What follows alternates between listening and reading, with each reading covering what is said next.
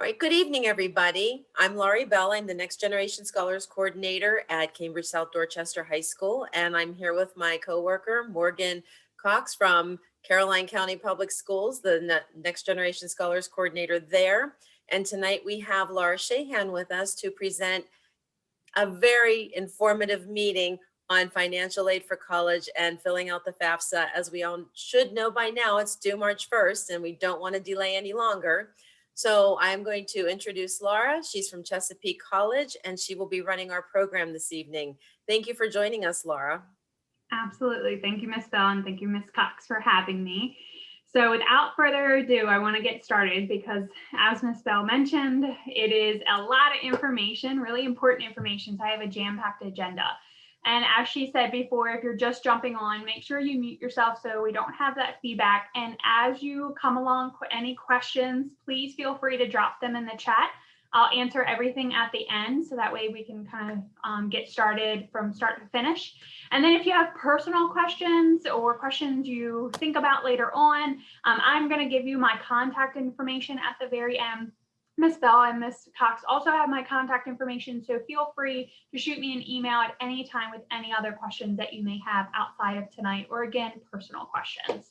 So let me share my screen so we can go ahead and get started. And Ms. Bell, can you just triple check again? I know we tested it, but triple check just to make sure that we can see my screen. Good to go? Awesome. Okay, great. So again, my name is Laura Shahan. I am the Assistant Director of Financial Aid here at Chesapeake College. So what we're going to talk about tonight is what we like to call what you need to know about financial aid, or kind of financial aid 101. Everything that you need to know about financial aid will be presented tonight. We're going to talk about a host of different things. And I want to start out by saying, just because I'm here from Chesapeake College does not mean this is specific to Chesapeake College students. Whether you're going to be coming to Chesapeake, which I would love, or if you're going to be going elsewhere, you're going to be filling out a lot of the same forms, meeting a lot of the same deadlines, talking the same type of financial aid lingo. So that's what tonight's about. Tonight's about to educate you and inform you about the financial aid process in general. So first things first, kind of what are we going to go over? We're going to talk about what financial aid is, what a cost of attendance means. You're going to also see in the financial aid world, we use a lot of lingos, a lot of acronyms called COA or EFC. We're going to break those down tonight, so that way you can understand what the financial aid office is talking about when you start having those conversations at your colleges. What it means to have financial need, the different types and categories, and where all of the money comes from financial aid, as well as we're going to kind of flip the script and talk about the FAFSA at the end. We're not going to fill out a FAFSA, but I'm going to go over a lot of important tips and tricks about how to get through the FAFSA successfully. Things like, hey, if they're asking this question, answer it this way. Some things that we have seen throughout our time here in the financial aid office doing this. I've been doing this a long time. So there are some things that we see, common errors, common mistakes, common myths, that we kind of want to help you guys through tonight. So let's get started with that. So what is financial aid? Financial aid is anything that helps you pay for your higher education. Anything that helps you pay for your higher education. So that can be in the form of grants, loans, scholarships, the work-study program, third-party billing, sponsorship billing, private scholarships, or even self-pay. That is what financial aid is holistically. We hear a lot of students say, well, did I get awarded financial aid, and did I get awarded a loan? Loans are financial aid. Scholarships are financial aid. Those are sources of financial aid, and financial aid helps you pay for your higher education. So make sure you really understand the definition of exactly what financial aid means and what it is, so that way you can start educating yourself about this process. What is a cost of attendance, also known as the EFC? This is the first component in order for us at your college, again, no matter what college you're going to, must have a cost of attendance. And that is what part of the thing that we use to determine how much financial need you have in order to be awarded financial aid. So in a cost of attendance, there are two costs. There are direct costs and indirect costs. Direct costs are things you have to go to college, right? Tuition fees, room, board, and books, okay? That's going to be standard at all your colleges. However, there's some indirect costs that could occur at different colleges, such as transportation expenses, personal expenses. You could be at a college that is a career or training school, so there could be some additional fees built in that.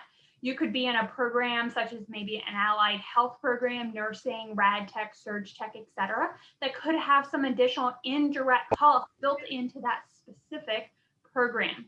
That is all holistically when you're thinking about cost of attendance, that's what's built into it.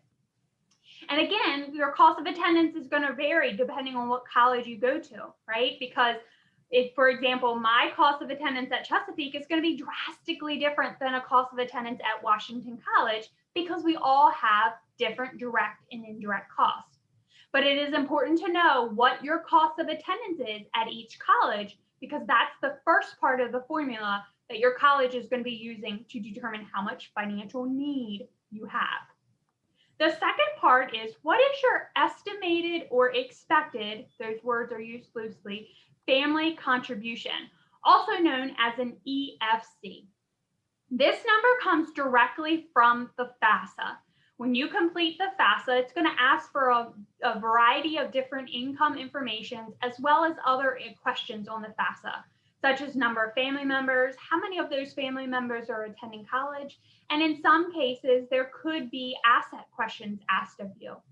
The FAFSA, the Department of Education that hosts the FAFSA, is going to use all of that information that you put on the FAFSA and produce out what they call an EFC. You're going to get that EFC at the end of the FAFSA after you fill out the FAFSA on the confirmation page. It is not the number you've been awarded and the amount of funding you've been awarded. It is also not the amount that you're expected to pay. It is simply a number in order for us at your colleges to use to determine part of what your financial need is. And it'll make sense in here in just a second. Now, remember, your cost of attendance changes at each college because you have different direct and indirect costs. But your EFC, because it comes from the FAFSA, does not change. That EFC is going to be used in no matter what college you go to. So here's what the formula looks like in order for us to determine what your financial need is at your college.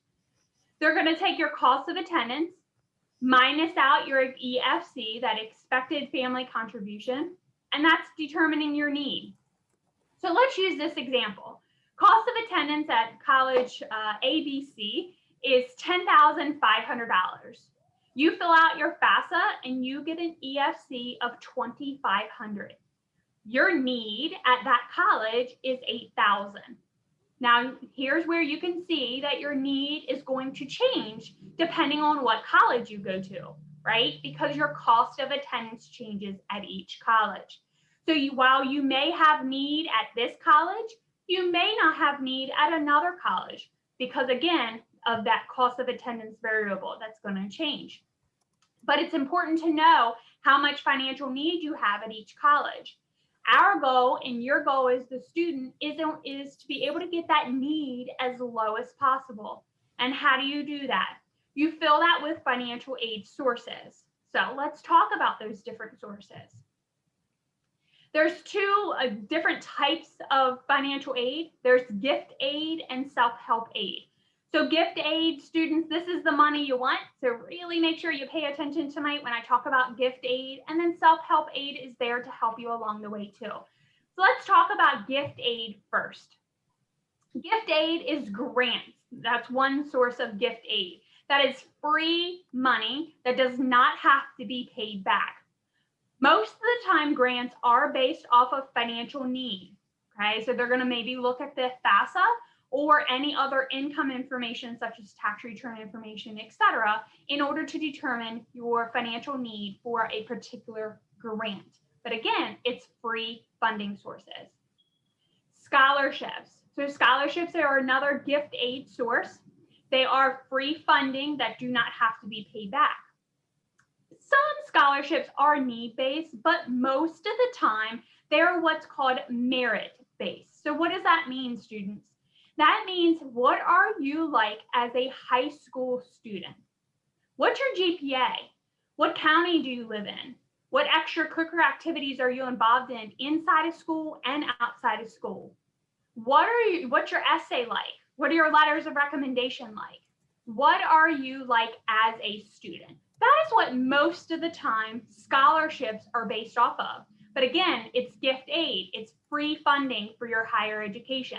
So grants and scholarships are the things that you guys want to apply for and go for first. Self-help aid. The first form of self-help aid is loans. They are a great way to invest in your future and help you build that credit. However, students want to be careful with loans because you only want to borrow what you need.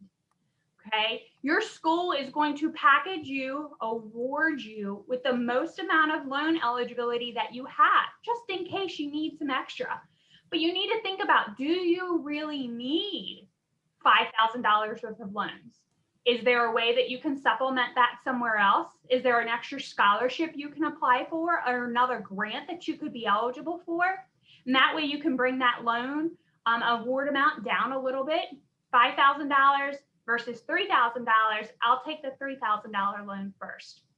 So think about loans when you're thinking about ways to pay for your higher education. There could be other funding sources available to you, but loans are a great way to invest in your future.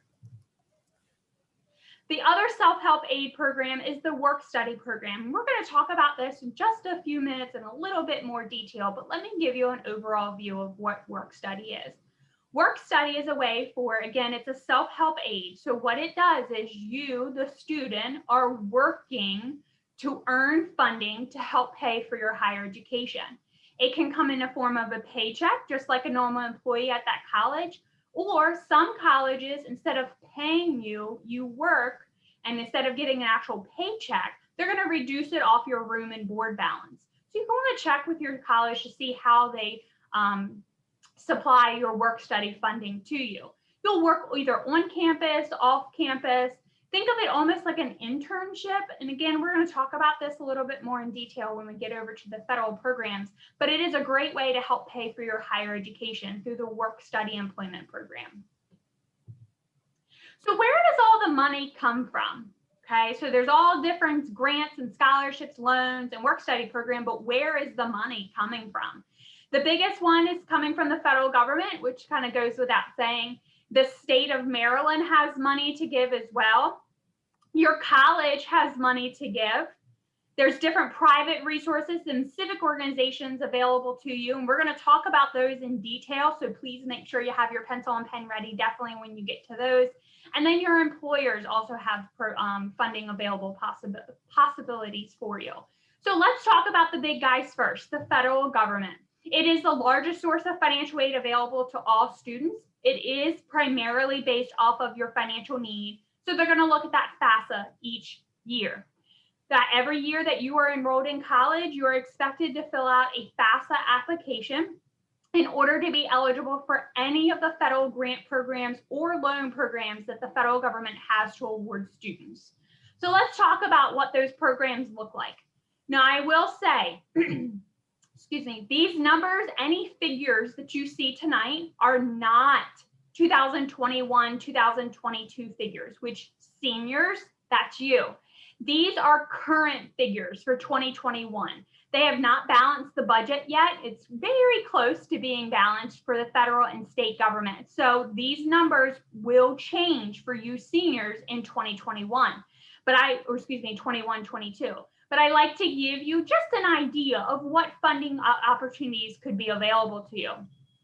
The biggest grant program that the federal government has, which many people have heard of before, is the federal Pell Grant program. It is a need-based program. Your EFC this current year had to be less than 5711 in order for you to be eligible for the federal Pell Grant program. And the maximum Pell you could receive in one calendar year was $6,345. I do expect that Pell Grant figure to go up a little bit for 21-22. The Supplemental Federal Education Opportunity Grant, also known as SCOG, You do have to be Pell Grant eligible for it. The maximum award is $4,000 for this grant. Now, here's what you need to keep in mind for SCOG. The federal Pell Grant program is a need-based program that never runs out of funding. So no matter when you fill out your FAFSA in a calendar year, if you are eligible for the federal Pell Grant program, your school will award you Pell. However, with SCOG, we at your schools are given allotments of funding to award. Most of the time, it's awarded off of a first come, first served basis. So once that funding is gone, it's gone. So what I would encourage you students to do, here's some homework tonight. I'm giving you homework. You should contact each of the colleges that you're interested in attending for 21-22 and figure out what their FAFSA filing priority deadlines are. So that way, you know, if you get your FAFSA into them by a certain deadline, you could possibly be awarded SCOG if you qualify. I always tell my students, so I'll probably say it a few times tonight, money and deadlines go hand in hand. If you miss out on a deadline, you could miss out on a large pot of funding, and SCOG is one of those. The Federal Teach Grant Program. This is for students who think they're going to teach or want to teach in high need subject areas for at least 4 years to low income families. There is a specific guideline that the federal government puts out of what they define as high need and low income. This is a grant. However, it's a service obligation grant, meaning you have to sign a service obligation saying you're going to meet that requirement for however long you receive teach. If you don't, it turns into a loan that must be paid back. The Afghanistan and Iraq service grant, that is similar to students who may not be eligible for Pell, but if they had a parent or guardian die in the military service due to any of the 9/11 terrorist attacks, they could receive a Pell Grant-like grant. Now, again, here's where we talk about the federal work study program. Like I said before, it is like a part-time job on campus. Most of the locations are on campus. However, some colleges will have off-campus locations. The student is awarded however much they're eligible for, and then they're going to work towards that amount. So let me give you an example. The student fills out the FAFSA and they are eligible for, we'll just say $3,000 in the federal work study program. That student's able to work towards that $3,000 and earn that $3,000 throughout the calendar year or through the award year of 21-22. They can get paid just like a normal employee. It's very part-time. It's maybe 8-10 hours a week, if that, if the student's comfortable with that. Some places are, some students are not. Some colleges will award more, give more hours, less hours, etc. They can work in between their classes on days off. Again, they can work on campus or off campus, depending on what the college has as far as openings. And again, they can get paid like a normal employee as a paycheck, and that can help them pay for any higher education expenses you have, or it can be taken off your room and board balance depending on how the college does it. So how do you sign up for the federal work study program? In the FAFSA, it is going to ask you, are you interested in the federal work study program? Students, I highly suggest you say yes to this. And here's why. This is a grant. It is not a loan. You're not obligated to it. Students, this is another one of those first come, first serve funding opportunities. We only get a certain allocation, and once it's gone, it's gone. So let it be awarded to you. If you take it, great. If not, if you find a job down the street at the local Walmart, great. If not, it's available to you. We see at Chesapeake College a lot of times students deny it or never apply for it. And halfway through the semester, they come to us and say, I'm broke. I need a job. Mom won't send me any more money, and I need some pizza money. We're out of our funding halfway through the year. So always apply for the work study program and show your interest to your financial aid office. So that way you can help pay for your higher education. And then the two loan program, the direct loan program. The direct loan program right now, it's a fixed rate at 2.75. Again, that is not a permanent number for 20. Can you mute yourself, whoever's talking? If you have any questions, just drop them in the chat. Right now, it's a fixed rate at 2.75%. Again, that is current 2021 figures. That is not 21-22. That number could change. And then the plus loan. So parents, this is for you. Also, this is also known as the Federal Parent Plus Loan. It is based off of your credit. It's a fixed rate right now at a 5.3%. And again, that number could change as well. So those are a very high level overview of all the federal loan and grant programs that the Department of Education has to offer students. You can go on studentaid.gov to learn a lot more detail about these programs than what I can get into tonight. Now let's talk about the Maryland State Scholarship Administration, also known as MHEC. They have money to give students. That's probably the second largest source of funding available to students. But students, you have to be attending a Maryland school. So normally this is when I'm face to face with you guys. I normally have everybody raise their hand that's thinking about going to an out-of-state school. If you're one of those students that are like, yep, I'm out of Dorchester County, Caroline County, whatever county you live in, I'm out of here and I'm never coming home. Okay, but all of the programs I'm going to talk about, you will no longer be eligible for because you're not attending a school in Maryland. I like to tell a lot of my students it pays to stay in the state of Maryland. I understand you want to go away, but Frostburg's about 4 hours away and that's still in Maryland and you could still be eligible for Maryland state scholarships. So let's talk about a lot of those. Most of those are merit and some are need-based scholarships. I'm going to give you a few of the most popular ones, but you can go on MHEC's website listed there for a lot more detail and a lot more scholarship opportunities available to students. The biggest thing I want you to take away from tonight is in order to be eligible for the any Maryland state scholarship grants or scholarships available, you have to have your FAFSA filled out before March 1st of every year. And March 1st is about 2 weeks-ish away. And again, money deadlines go hand in hand. You miss out on that March 1st deadline, you will no longer be eligible for any of the Maryland State Scholarship programs, including the Promise program, which we'll talk about here in a second. So please make sure that FAFSA is completed by March 1st. Let's talk about a few of the biggest programs. The Educational Assistance Grant. And again, these figures are for 2021. Seniors, these numbers could possibly change for you in 21-22. This is a need-based grant. So you fill out your FAFSA by March 1st. The students with the lowest EFCs, also known as the neediest students, are awarded educational assistance first. You do have to be a full-time student to be eligible for this, and you do have to either be going to a 2-year or a 4-year college in the state of Maryland in order to be eligible for educational assistance.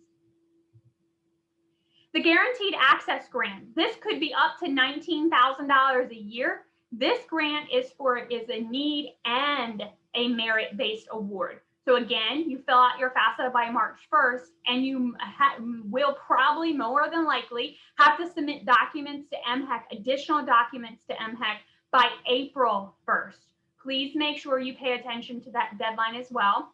You do have to have at least a 2.5 GPA at the end of your first semester of your senior year. You do have to complete a college prep program in high school, and you do have to have a high school diploma. Students with a GED are no longer eligible for guaranteed access, and you do have to be a full-time student at any either community college or 4-year college in the state of Maryland. The 2+2 transfer scholarship. So for those students who are thinking, you know what, maybe I'm just not ready for a 4-year college. Personally, maybe you're not ready. Academically, maybe you're not ready for a 4-year college. That's okay. Here's where the 2+2 transfer scholarship comes in. So for those students who are thinking, maybe I'm going to go to my local community college first and then transfer to a 4-year. Here's where 2+2 could work out for you. You come to Chesapeake, you'll come to your local community college first. You will complete your FAFSA every year by March 1st, that magical deadline of March 1st. You'll complete your associate's degree with us at Chesapeake and have at least a 2.5 in that program. And then when you transfer to your four-year school in Maryland, if you meet all of the eligibility requirements listed there, you could be awarded the 2+2 transfer scholarship at that four-year college. So you're not awarded it here with me, but we are getting you ready to be awarded it at your four-year college. So take a look at the 2+2 transfer scholarship if you're thinking about maybe coming to Chesapeake first and then transferring out.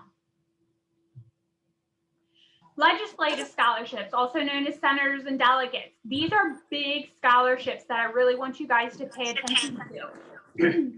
Students, high school students, you are eligible for these. And I also like to kind of point these out to a lot of my parents that are in the audience. So parents, if you are thinking about going back to college, maybe undergrad or even graduate, or maybe you have another child at home, they could be eligible, or you could be eligible to apply for senators and delegates. You do not have to be a full-time student. You can be enrolled part-time and still receive senators and delegates. And there's some fine print with senators and delegates. Most of the time, you do have to be attending a school in Maryland. But again, we'll talk about what that fine print looks like and where you may be able to get away with that about not being enrolled at a Maryland college. But let's look at senators and delegates first. So they pretty much look similar. The award amounts they can vary. They do want you to have that FAFSA done by March 1st as well. However, here's the biggest thing I want you to know about these programs is there will be separate applications that you have to complete as the student.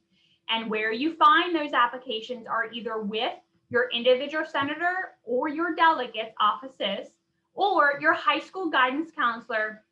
I always say your high school guidance counselor is your best friend during your senior year because they have the scholarships applications for senators and delegates because these offices have already reached out to your guidance counselors or they're about to say, hey, my scholarship application for 2020, 21, 22 is now available. Please announce it to your high school seniors. So high school seniors, it's time to start checking out where those scholarship applications are. You have to get that FAFSA done, but you also are going to need to fill out a separate application. You have one senator in your area. However, you may, in your area, have multiple delegates. You are highly encouraged, please do so, apply to all of your delegates, all of your delegates. So if you have 2, 3 delegates in your area, they may all have separate applications. Apply to all of them. Please, I'm trying to help you out here. All the $100, $200, $1,000, they all add up. So make sure you check out each one of their scholarship applications. Now, the hot ticket item in the state of Maryland is the Maryland Community College Promise Scholarship. Many of you probably have heard of this, but it's probably called a different thing in your world. The free community college, that's Maryland Community College Promise Scholarship. Here, sorry to tell you, but community colleges are not free, but there is a scholarship program to help you pay for your community college. So here's how Promise works. Again, you have to have that FAFSA done by March 1st of every year. It is a need-based and a merit-based award. You have to have at least a 2.3 GPA at the end of your first semester of your senior year or at the end of your senior year in high school. You do have to be a full-time enrolled student at your college, your local community college. You have to complete either be enrolled in a degree or certificate program, or you can go into one of our licensures or apprenticeship programs that we offer. There is a need-based component built into it. So we're going to look, MHEC is going to look at the income information on your FAFSA. And it is what's considered a last dollar award.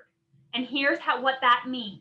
You have to be awarded all of your federal aid if you're eligible for it first, then any other Maryland state scholarships that you are eligible for after that.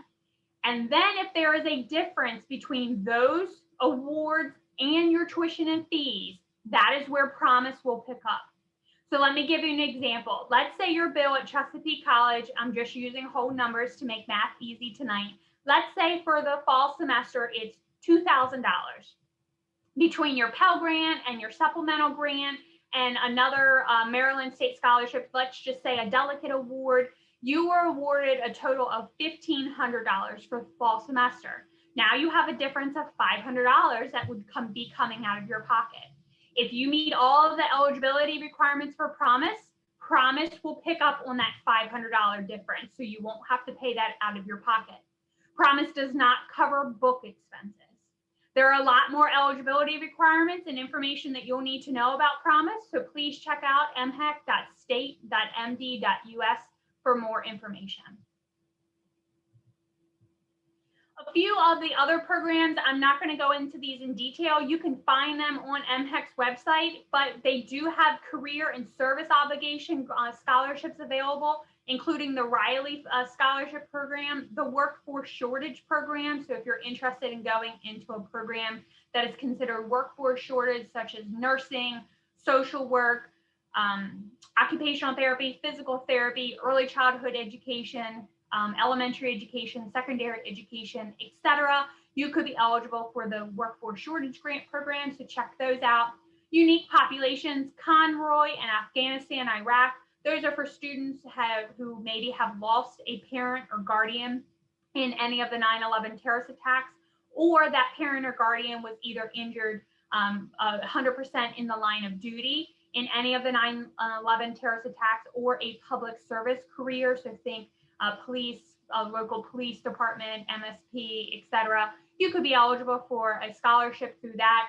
And then tuition waivers, if you identify with any foster care, unaccompanied homeless youth, or student with disability, there is tuition waivers available for you as well. Again, more information can be found on MHEC's website, or reaching out to your individual college. We can certainly guide you through that process. A few others as we wrap up Maryland State Scholarships. These are new, so we always like to tell you about the newest, latest, greatest out there available to students. The Richard Collins Leadership with Honor Scholarship. So for students that were in ROTC and you're interested in going to Bowie, Coppin, Morgan, or UMES, check out that scholarship program. And then the Near Completers Grant. Full disclosure, seniors, you are not near completers. But I like to tell this because, again, I know I always have parents or other members in the audience that may be a near completer. So what's a near completer? Those you have earned at least 45 credits at a community college or 90 credits at a four-year college. You're just so close to graduating, and we want to help you out. So that's where Maryland Higher Education Center has developed a Near Completers Grant Program. So check that out if you're interested in that. Again, seniors, this is not for you, but this would be for maybe a sibling that's just really, really close to graduating and needs to kind of have that motivation to go back, or maybe even parents. Now, unique major. Remember just a few slides ago, I was talking about senators and delegates, and I said there's fine print that you may be able to attend an out-of-state school and receive Maryland State scholarships. Here's where that comes into play. So students, if you are thinking about going to a out-of-state college because no school in the state of Maryland offers your degree program, you could be eligible for the unique major scholarship. So here's how it works. If you are awarded senators and/or delegate scholarships, and those senators and delegates participate in the unique major scholarship, you could have an opportunity to take those scholarships with you to your out-of-state college.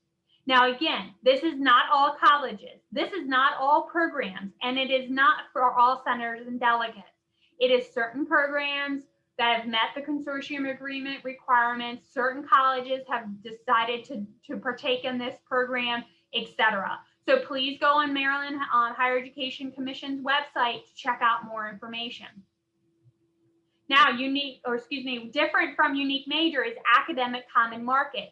If you are thinking about going to any of these states, certain colleges in these states have agreed to a consortium agreement with Maryland Higher Education Center that if no school in the state of Maryland offers your program, you can go to a approved college in one of these states and receive in-state tuition. You will not receive your senators and delegate scholarships, but you could receive in-state tuition. So unique major, you take your senators and delegates with you and you're charged out-of-state tuition. Academic common market, you receive in-state, but no Maryland money comes with you. There is very strict deadlines. There's a lot of applications. There's a lot of different things that you're going to have to go through to make sure that your program, your college, everything is approved. So please check out more information on MHEC's website. Now let's talk some numbers. I've talked about all of the funding available, but what does that look like in a number world, right? We're in financial aid, so we're numbers people. So what I've done here for you, seniors, is I've given you what we consider a financial aid award package. You're going to hear that a lot. So make sure you understand what that means. Basically, it's what your awards look like or could look like if you attended a college. So I've listed the top 2 four-year colleges we hear a lot of our students want to go to, and then I've put us here as well. Now, again, these are 2020, 2021 figures. These are not 21, 22. So tuition and fees probably are going to increase. Your books probably are going to increase a little bit, but your award amounts could increase as well. So please keep that in mind. Towson right now is almost $24,000 for 1 year. Salisbury is a little over $22,000, and we at Chesapeake are $48.50.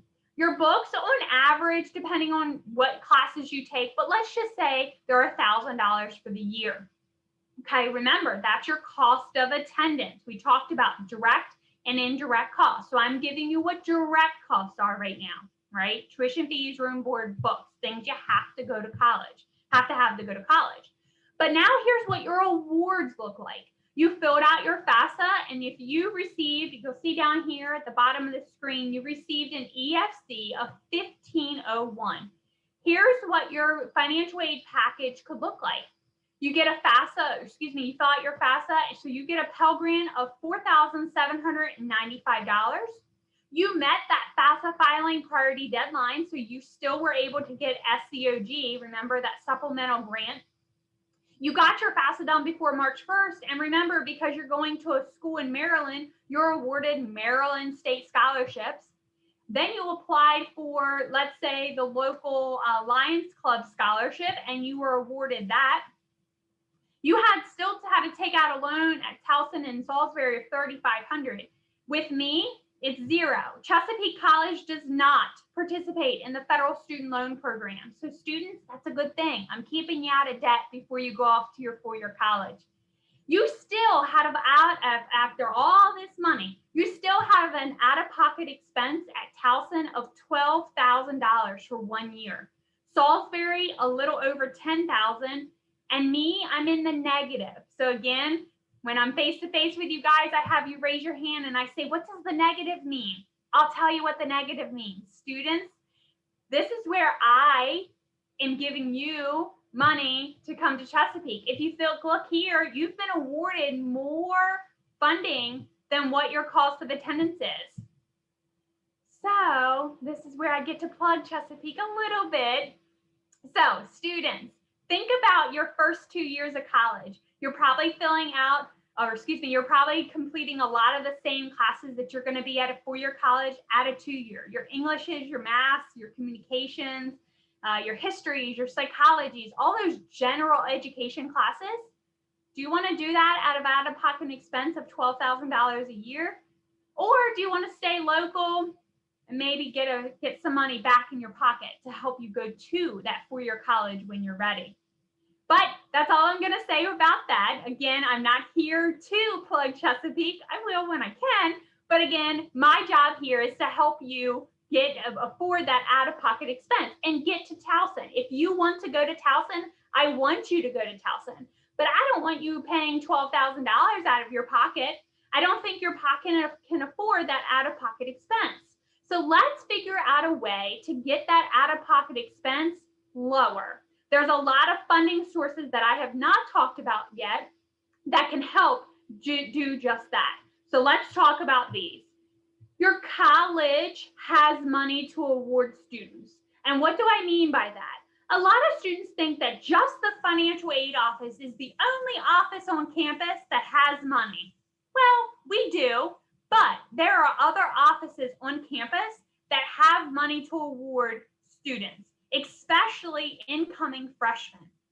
So students, another homework assignment for you tonight is to start checking with your admissions office at your college that you think you're going to be attending to see what scholarship funding opportunities they have available for you. It's not just the financial aid office. There are other offices that could have funding opportunities available to you. And most of the time, they're that gift aid, they're that free money. So you always want to check out all the campuses that have, or all the offices on campus that have applications and scholarship funding sources available to you. Now, here is the largest source of funding that goes unawarded every year. So if you haven't taken notes yet tonight, now's the time to start. Private and civic organizations that are out in your community have scholarship funding available to you. Unfortunately, though, either you don't know about it or you're just not applying, and they go unawarded every year. So we're not going to have that happen with you guys. You guys are going to do it, complete all of the applications and apply for all of the funding. So here's what you need to start doing. You need to start researching out in your community all of the civic and private organizations that are available to you that have funding sources. So what do I mean by that? Think about the Lions clubs, the Rotaries, the 4-H, FFA, sports boosters, churches, women's clubs, men's clubs, you name it, you guys are in it. Parents, what are you involved in? Students, what are your grandparents involved in? Or maybe your aunt or uncle are involved in. Those organizations have funding sources available. You just have to apply. I like to tell a lot of my students sometimes those organizations aren't going to come up to you and say, hey, I heard you're going to college. Here's some money for you. That's not going to happen. We wish, but it's not. You have to go out there and do the legwork. You have to be the one proactive about these. Here's where you can start researching. Remember when I told you your guidance counselor was your best friend? A lot of you probably have your student portal, such as Naviance or something like that, where your guidance counselor is out there putting the private scholarship applications out there for you to apply. You just gotta go do it. Okay, students, please go do it. I know we're busy and I know we're stressed, but Snapchats don't get us scholarships. So put your phone down and start doing some research and start filling out scholarship applications. Now is the time to start doing it. They're going to start coming in more and more and more. Soon you're going to have hundreds lined up. So make sure you're keeping on top of that, so that way you're not missing out on any funding sources. And then start thinking about sources within your community, your local family, friends that you could be eligible for. Every little scholarship adds up. $250, that can be a science book. $500, $100, $1,000.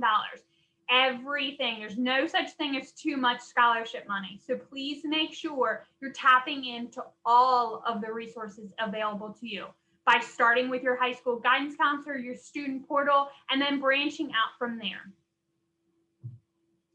And then employer sources. So students, if you have a full-time or part-time job, you could have funding sources from your employer available to you. I like to use the example a lot of Chick-fil-A. A lot of students that come to us are employed by Chick-fil-A. They have a fantastic scholarship program for their employees.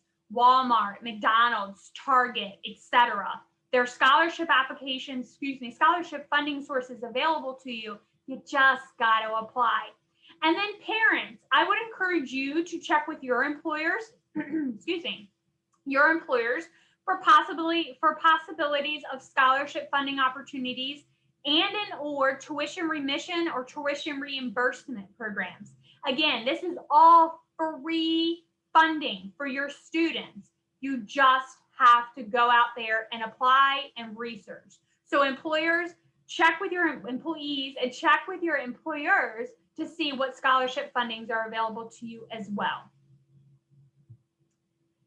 Now, let's take a deep breath. We've talked about all the sources of funding, all the ins and outs of federal aid, state aid, private aid. Now, we've talked about all that. Now we want to talk about the actual application that you're going to be filling out to apply for a majority of those programs. So let's talk about the FAFSA application. There's been some big changes over the past couple years when it comes to the FAFSA. The FAFSA now becomes available every October 1st. So it is February, excuse me, the data slipped out of my head, February 10th. The FAFSA has been available for several months now. So if you have not already done it, you want to do it. And seniors, you're going to be completing the 2021, 2022 FAFSA. But first, why are you filling this out? I have a lot of students that say this, but why do I have to fill the FAFSA out? Here's one statistic. The students that entered in the fall 2018 left $2.6 billion, that's with a B, in free, remember, gift aid, free financial aid on the table simply because they did not fill out the FAFSA. And here's why this is true. We have a lot of students that say, well, my brother did the FAFSA 5 years ago and he wasn't awarded anything, so that means I'm not going to be awarded anything. That is absolutely not true. The FAFSA 5 years ago has drastically changed. The questions have changed. The income information has changed. Remember, cost of attendance at each college goes into play of what you could be eligible for. So the college your brother went to might have a different cost of attendance than what you are going to. So you need to fill out the FAFSA every year because you never know the sources of funding you could be eligible for. You fill out the FAFSA every year at studentaid.gov. And again, the 2021-2022 FAFSA became available October 1st of 2020. Seniors, it is extremely important you write down, highlight, circle, whatever you have to do, that the FAFSA application that you are completing is 2122. You are going to also see on the studentaid.gov website the 2020-2021 FAFSA. Do not, I repeat, do not complete that application. You're not eligible because you're a current high school student to do that one. Please only do the 21-22. You're going to do that FAFSA, and at the end, you're going to get that EFC. Remember, that's the second component in that formula that us at schools need to determine your financial need. So fill out the FAFSA, and then we at your schools are going to get copies of it. Well, students, you know, and I know both, you're always on your phone. So guess what? You can fill out your FAFSA on your phone now. You can download the My Student Aid app and fill it out right from your phone on any phone, any Android or iPhone available. It is very user-friendly, surprisingly. I've used it a couple of times myself for beta testing, and it is great. I like a computer. I'm a little old school, but we know students, you're on your phone. So go fill out your FAFSA. There's no excuse now. Here is what you're going to need to do before doing your FAFSA. So please take note of this very important step. The FAFSA application is going to ask for the student to sign it electronically and one biological parent to sign it electronically. So how do you sign it? You sign it with your FSA ID, username, and password. This is a process that we highly encourage you to complete this before doing the FAFSA. It makes the whole application process a lot simpler. So here are some tips and tricks. You can go to this website listed here, to start the process. Students, you need to do this process for yourself. You're going to create your own username and password. Write it down. Okay, write it down, because you're going to have that username and password the rest of your college career. Then exit out of that and go right back into that exact same website. And then parent, you are going to create your own username and password to sign the student's FAFSA. Write it down. I promise you, please write it down. Pay attention though, you cannot use the same email address, the same phone numbers. Parents, you have to have a separate email and phone number, and student, you have to have a separate phone number and email. Students, do not, and this is for any college application, whether it's your admissions application, scholarship application, FAFSA application, anything that has to do with college, do not use your high school email address. Please use your personal, or create a personal one just for college things. Hotmail, Yahoo, Gmail, iCloud, whatever you have. The reason why we tell you not to do high school is because at the end of high school, they're going to cut you off from that email, and you're going to need to get into it eventually. Do not stop using your high school email address and use your personal one. After you get done doing the FSA ID process, again, you're going to write it down, you're going to hold on to that information, and you're going to use it when you get into the FAFSA application. What else are you going to need in your FAFSA? You're going to need your your social security number. And I know that sounds like common sense, but students, you might not know your social, or you know the right numbers of it. Pull out your social security card. And I also like to tell this to my, especially my moms. Mom, you have to use the name that's on your social security card with Social Security Administration. So if you were married or divorced, etc., and you have not changed your name with SSA, on the FAFSA, on the student's FAFSA, you have to use what SSA has. It's going to ask for citizenship, the marital status of your parent as of the day the FAFSA is being completed, any drug convictions, selective services. All males between the age of 18 and 25 must register with selective services. It's a federal law, and if you would want to receive federal and state funding, you have to be meeting federal law. You can go on sss.gov and register within 30 days of your 18th birthday. It's very simple. It takes about 5 minutes to do it, if that. Or within the FAFSA, it's going to ask you if you're a male or female. Once you answer that question, it's going to ask you if you're registered with selective services. Once you say no, the Department of Education will send off your name, your social, your date of birth, your address, everything that you put in the FAFSA automatically to selective services. So it's one less thing you have to do. That's what I highly encourage students to do, just so it's one less thing on your to-do list. But you can register yourself. Either way, you have to be registered. Level of parent school completion. Please pay attention to for this question. It is asking what the student's biological parent's school completion is. So if there is going to be a one biological parent and one step parent going on the FAFSA, which we're going to talk about, for this question only, it wants to know about biological parent only. And the reason being is because we have to identify, if we have first generation college students, we use this information. We can query our systems to find first generation college students. So if there is a step parent going on the FAFSA, for this question, do not answer it about step parent. Answer it about biological parents. The income information on the FAFSA, the 2021-2022 FAFSA is going to ask for 2019, yes, 2019 tax return information. So 2 years ago, it's called prior year. So it's time to dig out your 2019 federal tax return.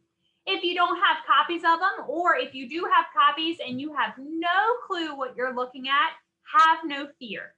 There is an IRS data retrieval tool that is built into the FAFSA that allows the student, if they filed, and the parents, if they filed, to pull over, excuse me, pull over all of the income questions needed for financial aid purposes directly into the FAFSA.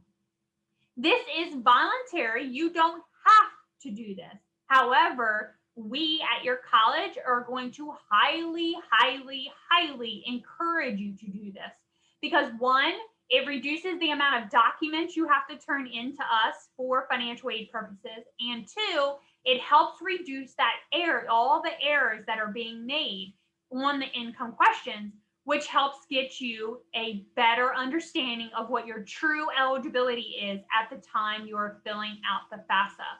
So I highly encourage you to do the data retrieval. If not, you're more than welcome to manually plug in the numbers directly from your 2019 tax return.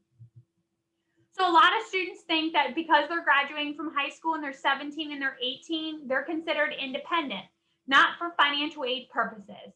Until you can answer yes to one of the dependency questions on the FAFSA, whether you're 24, married, or have a child of your own you solely support, or there's some other extenuating circumstance questions on the FAFSA, you have to put parent information on the FAFSA every year.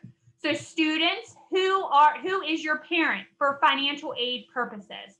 There are 4 simple questions that we or colleges are going to ask you in order to help you determine this answer. So question 1, are your parents, either biological or step parents, married to each other as of the day the FAFSA is completed? If yes, then those are the parents on the FAFSA. If not, move on to question 2. Do your biological parents live together?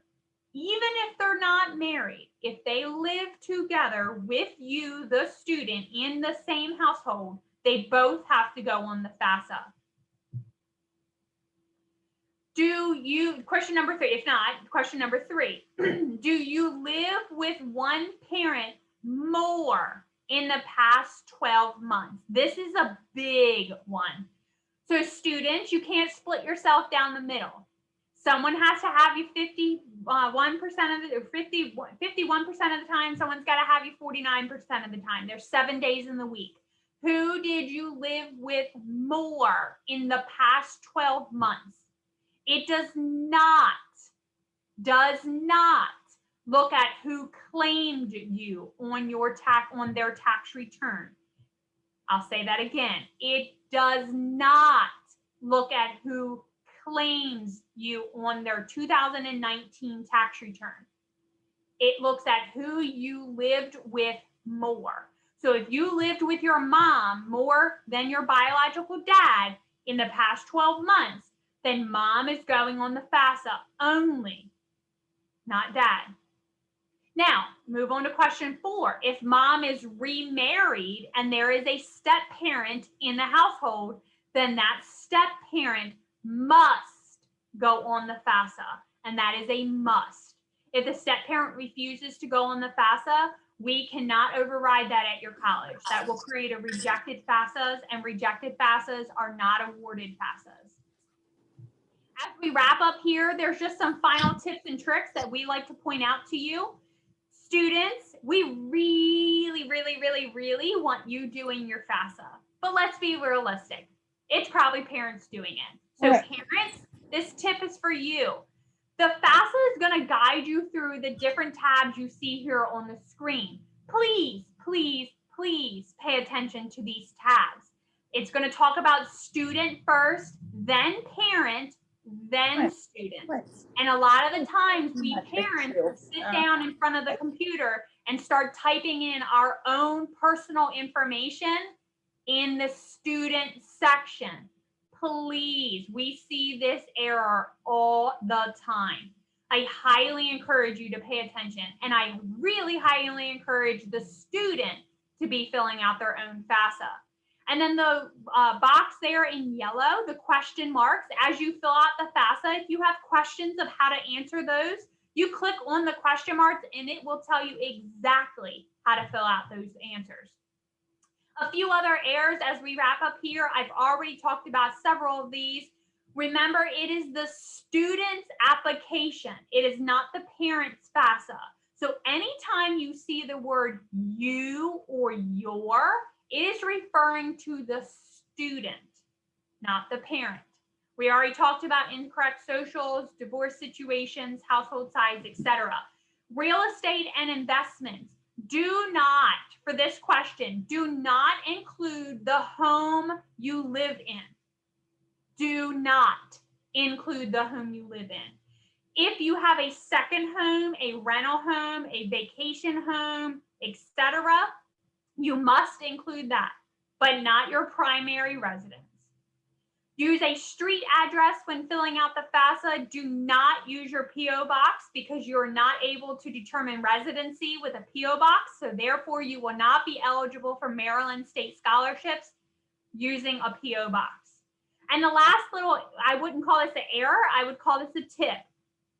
I've kind of driven home the fact that students, it's really, really, really encouraged that you stay in the state of Maryland, simply because it's cheaper to stay in the state of Maryland. So here's what we encourage you students to do.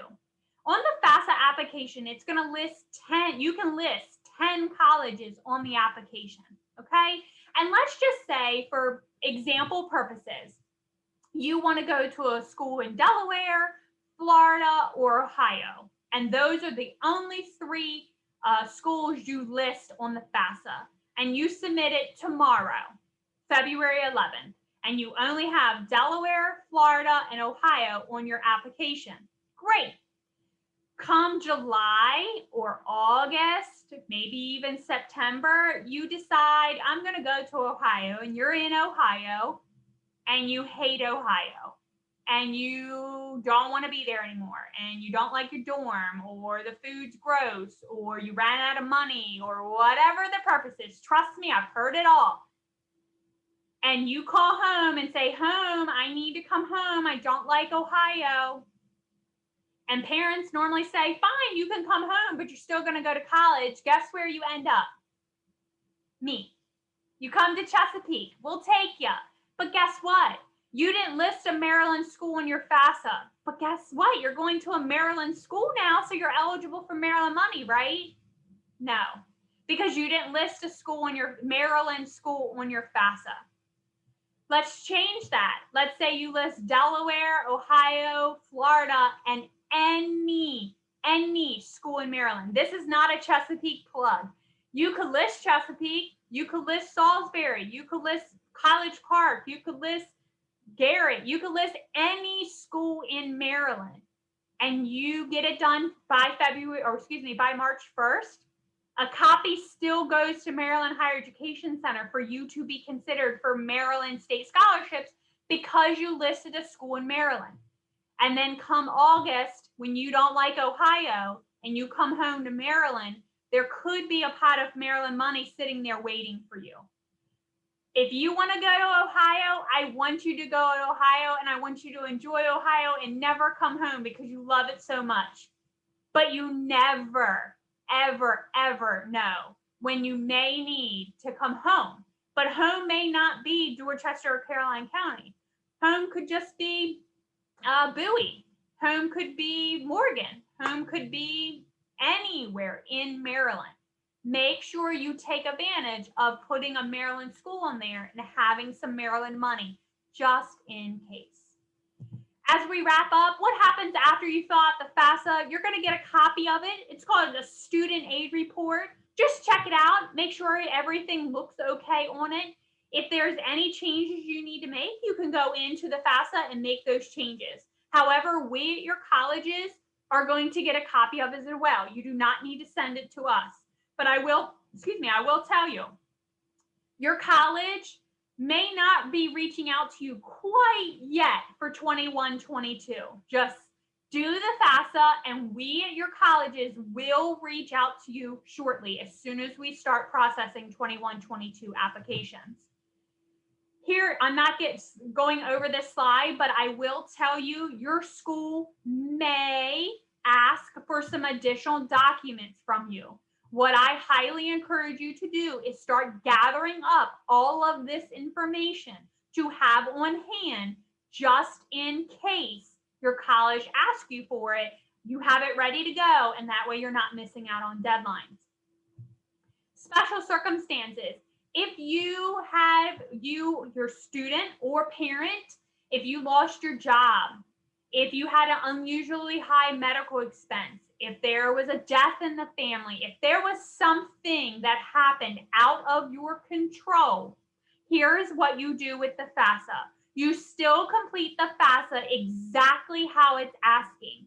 And then each college you are interested in attending, you contact them and give them your special circumstance. Each college has the opportunity to take a look at your FAFSA and see if they are going to make changes based off of your special circumstance. Every college treats special circumstances differently. So that's why you have to reach out to them individually. And then last but not least, if you want help filling out your FAFSA, we are here to help you. You do not have to be attending Chesapeake in order for us to help you. We are your local community college. So we are out in your community wanting to help you succeed. We normally do these face-to-face, but things are a little different now. So we're doing them virtually. Here's what you want to do. You want to gather up all of the information that you need to complete your FAFSA. That FSA ID for both student and parent, your 2019 tax returns, and any other income information. Have all that ready, tuck it away in a file, and then shoot us an email and ask to schedule a virtual appointment. One of our staff members will reach out to you very shortly and get you set up with kind of like this, like a Zoom meeting. You are filling out the FAFSA. We're just on the other side of the screen, kind of helping you, guide you along, and hold your hand along the process. If you want to reach out to me one-on-one and want me to help you fill out your FAFSA, or if you have any questions, again, I am here to help you. No matter if you want to go to Towson or me or somewhere in Florida, great. I will help you get there. So again, my name is Laura Shahan. I am the assistant director.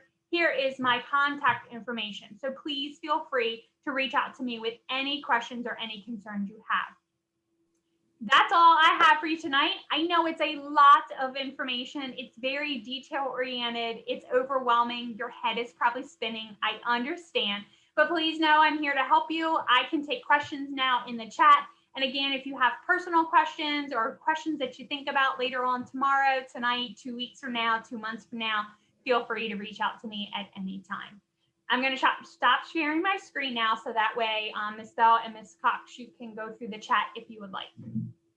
There was one question very quickly that says, does the federal work study also work for, say, like pre-med students if they were looking for paying internships? The work study program is not an internship. It's like an internship, meaning you're working, you're gaining experience, but you might not, that department may not have work study opportunities available. So for example, I have work study students in my office when we were face-to-face. I have work study students in my office. We have work study students in our athletic center, in our business office, etc. So there could be an accounting student that may want to go work in the business office just to kind of gain that experience, but maybe the business office could or could not have opportunities for work study. So it's not an internship where every department is going to have opportunities for you, but it's similar to what an internship field would be like. If that Thank you for answering that question. If not, please let me know. I will be sure to have the information, your contact information, and all of the other links available to everybody. I know Mrs. Cox will do the same. Mrs. Cox, would you like to say anything this evening? I seem to have taken up all of the talking duties tonight. No, that's fine. I hope everybody got some valuable information from Laura tonight. I know this is a very overwhelming process. We are here for you though, and help you guys fill out your FAFSAs and get them submitted and find some great financial aid options for college as you guys get ready to transition to that stage in your life. And if you were a junior parent that decided to join us to get information to start to learn about the process, You do not start filling out the FAFSA until October of 21. That's when it Yeah. will open for you. But I Yeah. appreciate you coming because it is so much to learn. Sometimes hearing it more than once helps. Yep, absolutely. And you can actually, juniors, if you go on the studentaid.gov website, there is a tool called FAFSA 4, like the number 4, FAFSA Forecaster, where it is an informational tool only. It's like you're filling out a FAFSA to help you see what you could be eligible for when it's your real turn to fill out the FAFSA. So it's not set in stone, it's nothing promised, but certainly go on studentaid.gov and search for the FAFSA forecaster tool as a junior. So that way you can start saying, oh man, maybe I need to start saving some more, or etc. So just to give you an idea of that for juniors. So we would like to thank everybody for coming. We'd like to thank Laura for all of her time and her wealth of information. We've put up 2 surveys in the chat. If you could take them for us, it would mean a lot to us. There's one for Dorchester students and one for Caroline County students. So if you click on that link, we can get the feedback and share it with Laura, and we can learn how to do this a little bit better for the students that hear it next time. Laura, thank you so much for all of your time this evening. We really appreciate you. You're certainly welcome. I'm here anytime. Good luck to everybody. Feel free to reach out to me. Bye-bye. Bye.